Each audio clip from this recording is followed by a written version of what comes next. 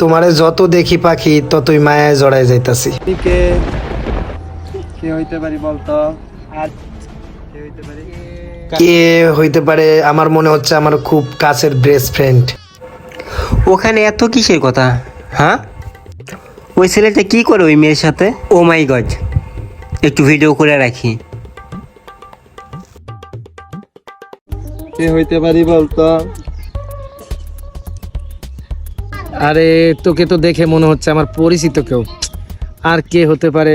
ও বুঝতে পারছি, তুই আমার ন্যাংটা কালের বন্ধু, তাই না? নাসির না? ও দোস। আরে দোস না? আরে তুই আমাকে চিনলি কিভাবে?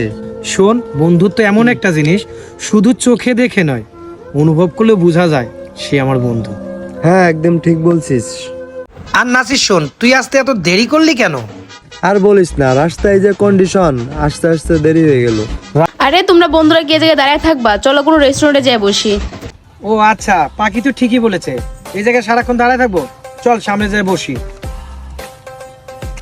যাই, যেভাবে হোক ওই লোকটার কাছে আমি ভিডিওটা পাঠিয়ে দিই।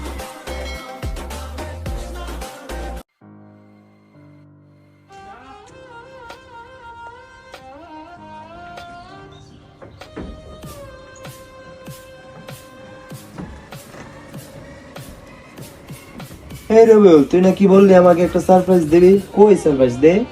আরে দোস্ত, তোর তো ডাকছি তোর সারপ্রাইজ দেওয়ার জন্য, এটা তোর আমি দেবো না, তোর ভাবি তোরে দেবে।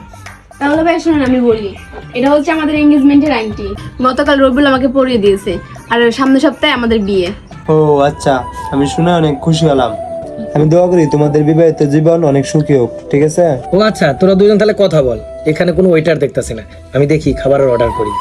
আচ্ছা ঠিক আছে, তুমি যাও তাহলে, আর দেখে সুন্দর সুন্দর খাবার কিছু অর্ডার করে দিও আমার জন্য।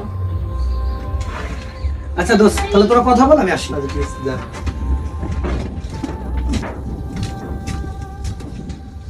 আরে পাখি, তুমি এগুলো কি বলতেছো? তুমি না বলছো আমাকে ভালোবাসো, আর এখন তুমি রবিউলকে বিয়ে করতে যাচ্ছ? আরে নাসির, তুমি এগুলো কি বলতেছো? আমি কি তোমাকে একবারের জন্য বলছি আমি তোমাকে ভালোবাসি না? আরে জাস্ট শুধু রবির সাথে অভিনয় করতেছি। মানে? আরে তুমি মানে বুঝতেছো না, আমি শুধু রবিউলকে বিয়ে করতেছি ওর অর্থ সম্পদ হাতানোর জন্য। ওকে ডিভোর্স দিয়ে ওর অর্থ সম্পদ সব আমরা হাতিয়ে নেব, তারপর আমরা দুইজন ভরপুর এনজয় করব। ও তাই? তাই আমি তো জাস্ট ওর সাথে অভিনয় করতেছি, আমি তো তোমাকেই ভালোবাসি।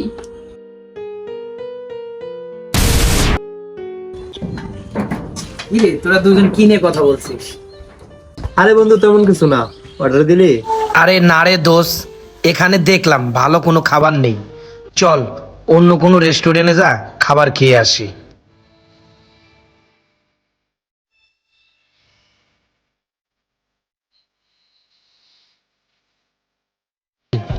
শোন বন্ধু, আজকে আমি নিজে তোকে একটা সারপ্রাইজ দেবো, বুঝছো? কতদিন ধরে চলতেছে তো করে এইসব? তোমরা দুজন নিজেকে কি মনে করছো তোমরা খুব চালাক? বাকি মানুষকে সব বোকা। তুমি যদি আমাকে ভালো নাই বাসতে তাহলে আমাকে বলতে পারতে, তাই না? তোমার যদি ওকে ভালো লাগে আমাকে বলতে পারতে, দুজনে সংসার করো, বিয়ে করো। আমার সাথে তো এরকম নাটক করার কোনো দরকার ছিল না। আসলে দেখো রবিউ, তুমি যা ভাবতেছো এসব ঠিক না। চুপ, একদম চুপ। আমি ভুল বলতাছি, তাই না? আমি যা বলতাছি এটাই বাস্তব। নিজের চোখে দেখা দৃশ্যটা যদি ভুল হয় তাহলে এইটা কি? এটা কি দেখতো? কি হলো, কথা বলছো না কেন? এটা নিশ্চয়ই কোনো মিথ্যা না? আর বিশ্বাস করো, আমি তোমাকেই ভালোবাসি, আমি তোমার সাথে সারা জীবন থাকতে চাই।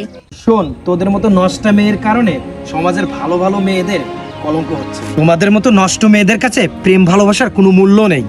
তোদের মতন মেয়েদেরকে নিয়ে মানুষ যাই করুক না কেন, তোদের মতন মেয়েদেরকে নিয়ে ঘর সংসার হয় না। আর তোরা কি মনে করছস আমার সাথে ঘর সংসার করে আমার টাকা পয়সা হাতিয়ে নিয়ে তোরা দুজন খুব মহাসুখীতে সংসার করবি? এটা কোনোদিনও হবে না। কি বলছস? তোরা দুজন আমার টাকা পয়সা হাতিয়ে নিয়ে ঘর সংসার করবি সুখে শান্তিতে? বাহ বাহ বাহ! আরে এটা তো লং প্রসেস। তোরা এক কাজ কর, তোরা দুজনে আজকে বিয়ে করে ফেল, বিয়ে করে সুখে শান্তিতে ঘর সংসার কর। দেখো রবিউ, তুমি বিশ্বাস করো, আমি তোমাকেই ভালোবাসি আর আমি তোমাকেই বিয়ে করতে চাই। চুপ থাকো পাখি, তোমার মতো মেয়ের কাছে এই কথা মানায় না। তুমি তোমার রাস্তা দেখো, আমি আমার রাস্তা দিই। Good bye. আর তোকে কেন থাপ্পড় মারলাম জানিস? তুই আমার মনটা নিয়ে খেলছিলি, নিষ্পাপ মনটা ভেঙে চুরমার করে দিছিস। নেক্সট টাইমে কখনো কারোর সাথে এই মন নিয়ে খেলা করিস না। চল হাট।